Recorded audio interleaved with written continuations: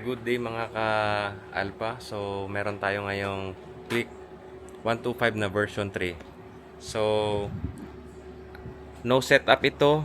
Walang galawan. Stock ang tambucho. Lahat stock. Stock ang panggilid. Ayan. So, may bago tayong dyno software. So, ito yung pinaka-latest ngayon na software na gagamitin natin. Sa standard na result galing sa company, ang result natin ngayon, yung kuha ng dyno natin is ayan, 11 point, tingnan natin ha, yan, 11.1 horsepower. So titingnan natin sa Google kung ilan yung standard. So sa Google is meron tayong ayan 11 point horsepower. Ayan o, 11 horsepower, ha? Yan. At 8,500. So, yan, accurate siya.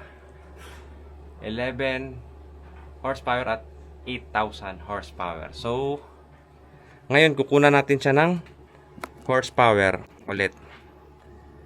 Titingnan natin kung accurate ba talaga yung dyno natin. So, ayan. Magsa-start na tayo.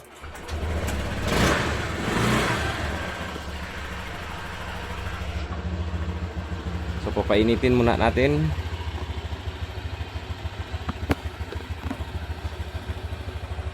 Gab.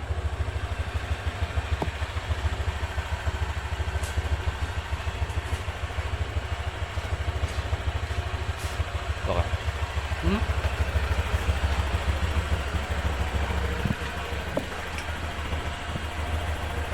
Ingatan mo hulog ha. Ayan, tingnan natin ha. Tingnan mo doon.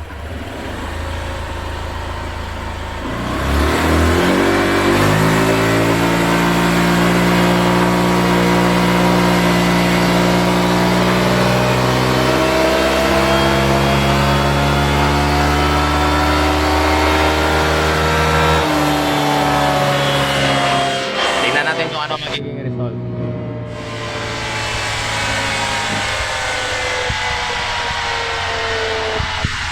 Ayan. 9.2. So, nagiging 9.2 siya kasi malamig pa yung engine. Ha? Again.